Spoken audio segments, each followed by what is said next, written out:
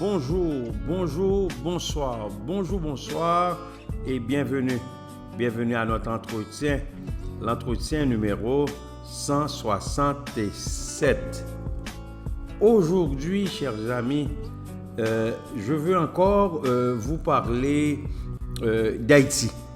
Je veux encore vous parler de ma patrie, votre patrie. Je veux encore vous parler de ce coin de terre, là où je suis né, là où vous, probablement, vous êtes né. Mais je vais le faire sous une autre forme. Je vais le faire en vous parlant de vraiment la direction d'un pays en général.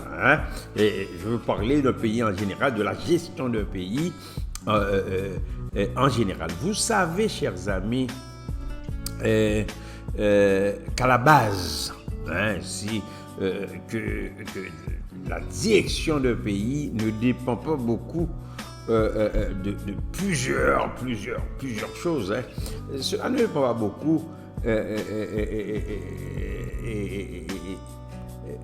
de beaucoup de choses énormes, ou du moins si que cela peut prendre beaucoup de choses, mais tout cela se résume en deux qualités, des qualités fondamentales, de qualités dont je vais vous énumérer, deux qualités et pour vraiment exercer son pouvoir, deux qualités pour vraiment exercer son leadership, parce que vous savez, leadership et pouvoir, ce sont deux concepts qui ont pratiquement la même définition. Deux qualités pour exercer sa façon de démontrer ses qualités de direction.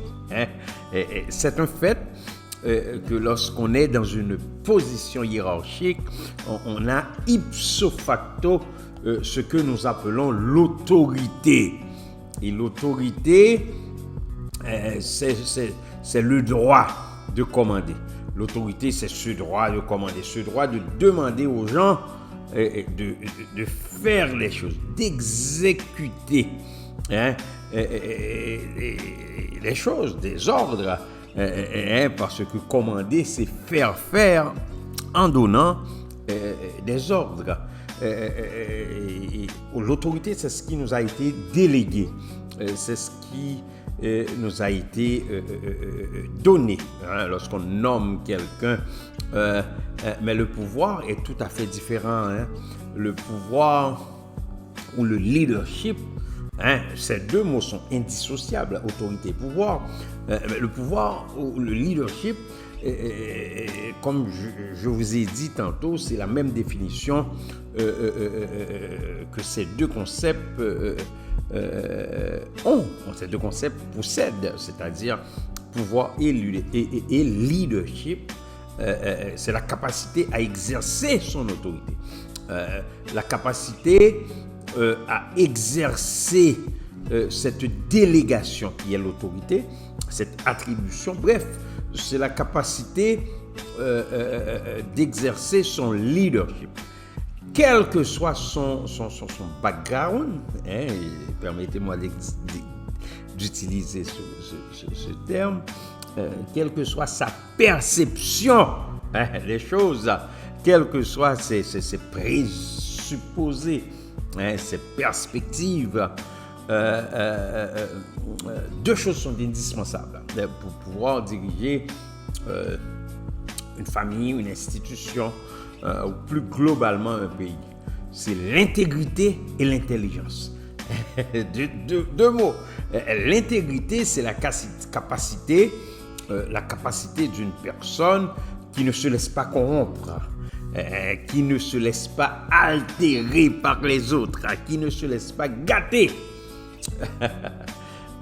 par les autres. C'est quelqu'un qui, on dit qu'il est intègre, il est honnête, il est droit, loyal, il est correct, il est incorruptible, il est irréprochable.